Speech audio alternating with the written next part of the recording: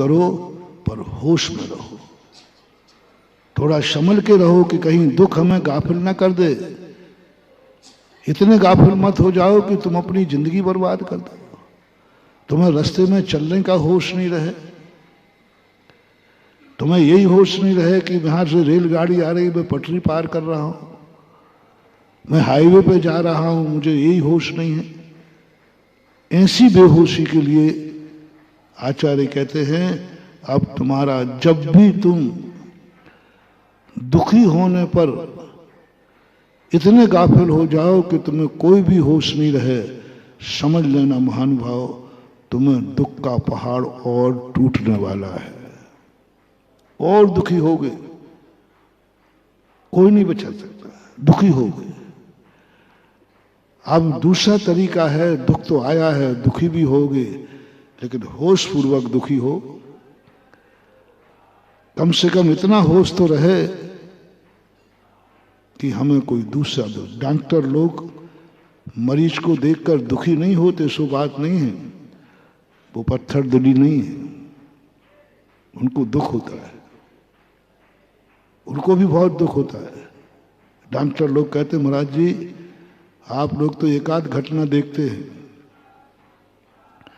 हमारे लिए तो आए दिन ऐसे कैसे केस देखते हैं, ऐसे केस देखते, 6 महीने का बच्चा है, मां अकेली है, वो भी मर रही है,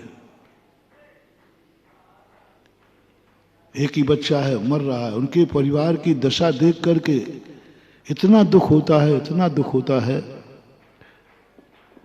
डॉक्टर लोग कहते हैं, लेकिन तुरंत हमें समझाया गया है पीएमटी में, दुख तो होगा लेकिन उस दुख में बेहोश मत हो जाना, मदहोश मत हो जाना, क्योंकि एक तो मर ही गया है, दूसरा पीछे से लगा है, उसको जिंदा करना है।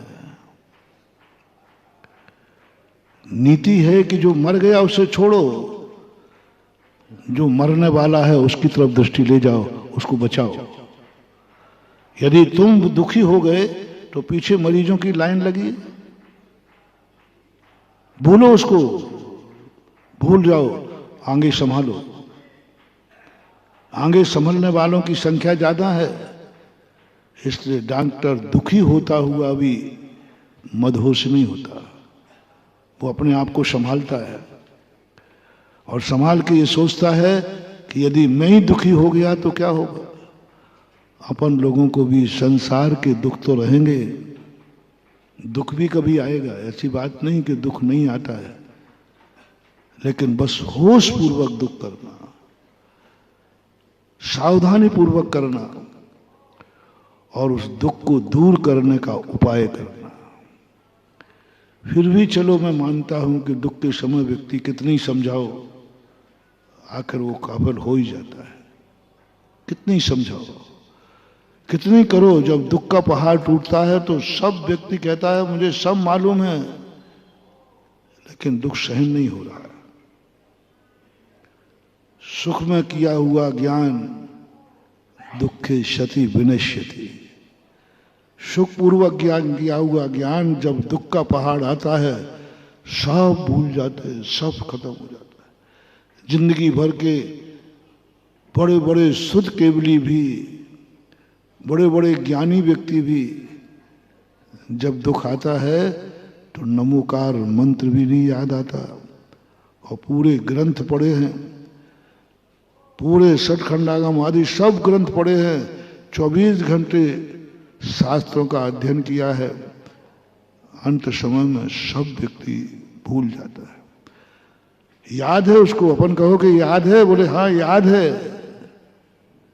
ये नहीं करता कि नहीं है, याद है, लेकिन वह अनुभूति में नहीं ला पाता।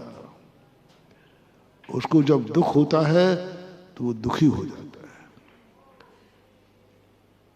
अंत में जब ज्यादा करो ना तो वो कहता तुम क्या समझते हो मुझे, मैं सब समझ रहा हूं, मैं सब जानता हूं, लेकिन जो मेरे ऊपर दुख आया है यह सहन से बाहर हो रहा है, हो जाता है।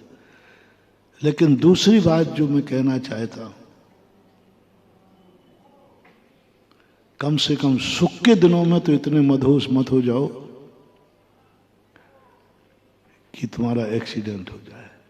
मंदिर तो होश पूर्वक आओ, गुरु तो होश पूर्वक आओ, प्रवचन सुनने तो होश पूर्वक आओ, भगवान की भक्ति तो होश पूर्वक करो।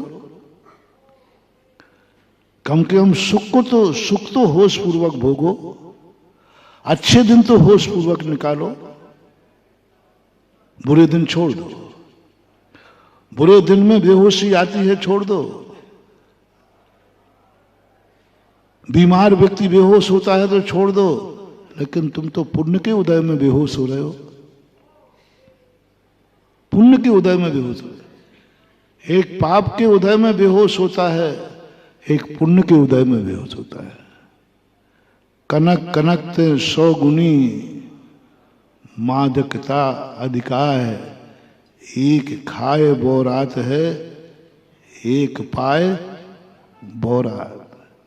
खाने वाला बोरा गया कोई बड़ी बात नहीं, धतूरा खा लिया बोरा गया, लेकिन एक तो सोना पा करके बोरा गया।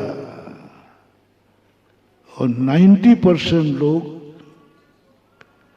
पुण्य के उदय में बोराते हैं।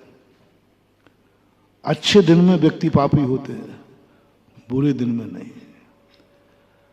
अच्छे क्षेत्र पर पापी होते हैं, बुरे स्थान पर नहीं। बुरे काल की अपेक्षा अच्छे काल में जो पापी होते हैं वे बहुत खतरनाक हैं। बुरे दिनों में किसी ने बुरा कर लिया। जय जय दोस्तों, अगर आपको मेरी वीडियो अच्छी लगती है तो प्लीज़ मेरे चैनल को लाइक शेयर सब्सक्राइब करिए और इसी तरह से अपना प्यार देते रहिए। धन्यवाद।